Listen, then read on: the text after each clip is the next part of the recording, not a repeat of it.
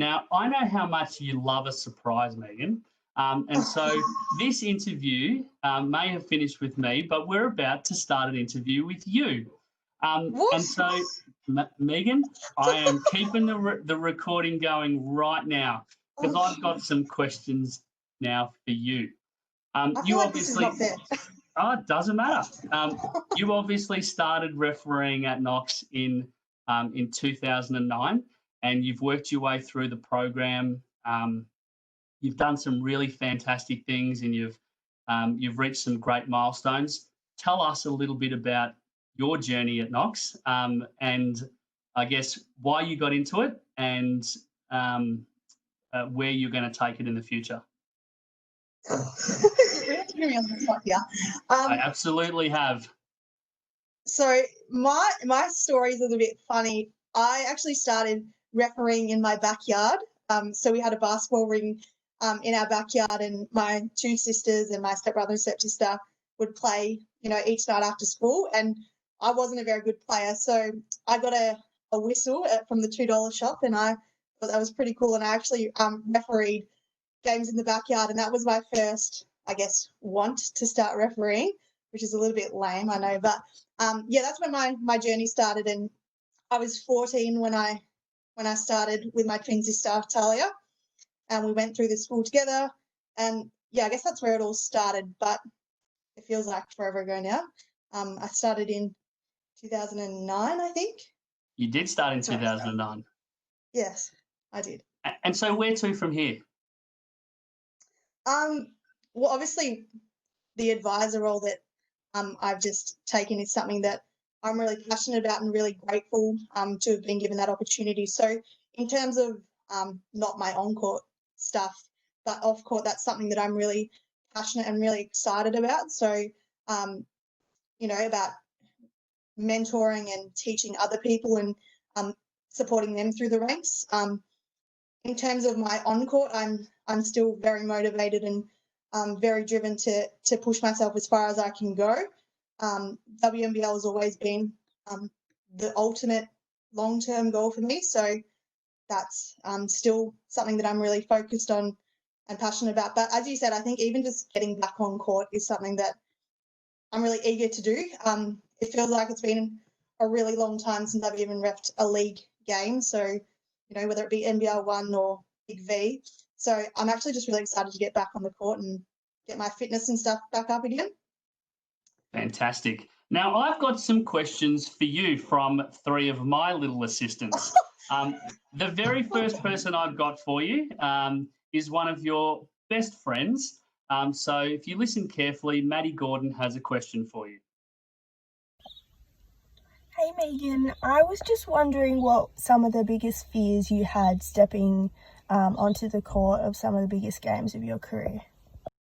I think big games obviously bring a lot of pressure. So staying calm in I guess a nerve-wracking environment. I know, whether it be my first NBL 1 game or NBL 1 men's game, I think, just not letting nerves get the better of you and just really focusing.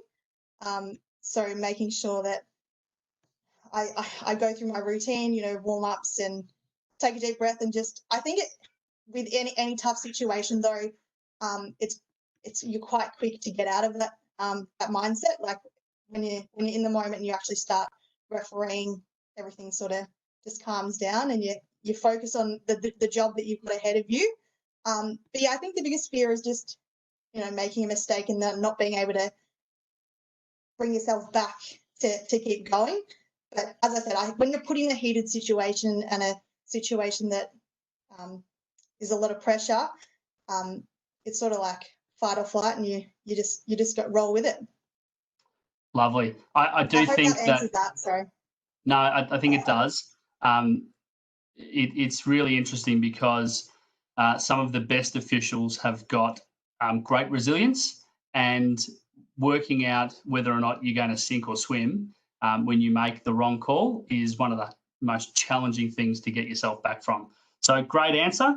The next person who's got a question for you is Cindy Yu. So Cindy, I'll hand it over to you. Hi, Meaghan. I want to know if there's been a time in your career where you've had a really bad game or even maybe a really bad month and you may have lost your confidence. And then what did you do to get back on track and regain your confidence again? Yeah, I think that's a good question from Cindy, because I think it's something that we've all experienced in one way or another, and I guess, to a certain extent.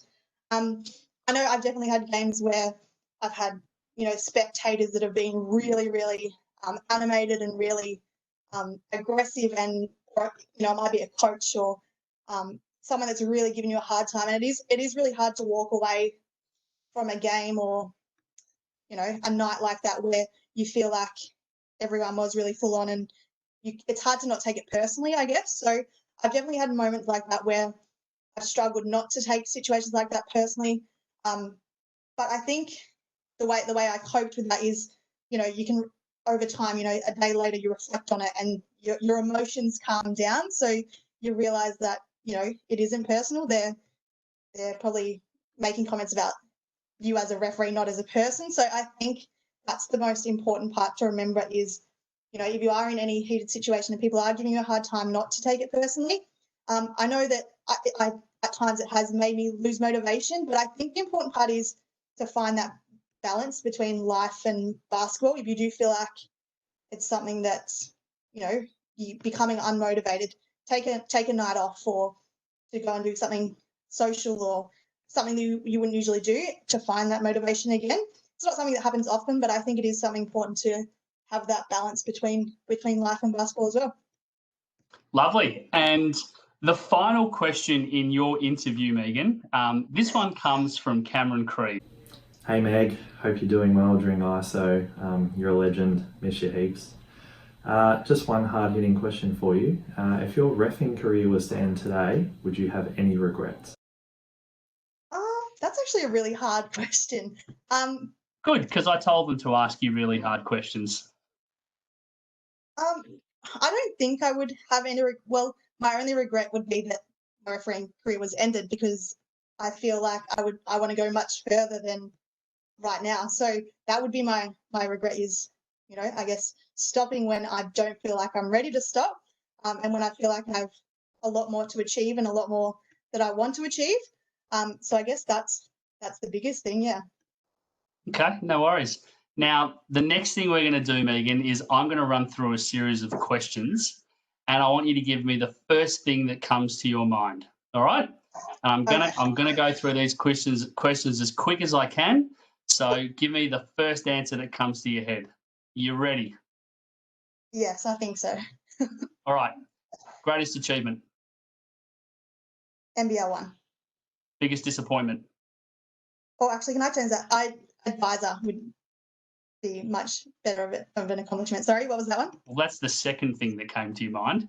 But give me the biggest disappointment. Not being appointed to or invited to a nationals in previous years. Sure. One word to describe taking over as the advisor from Anthony.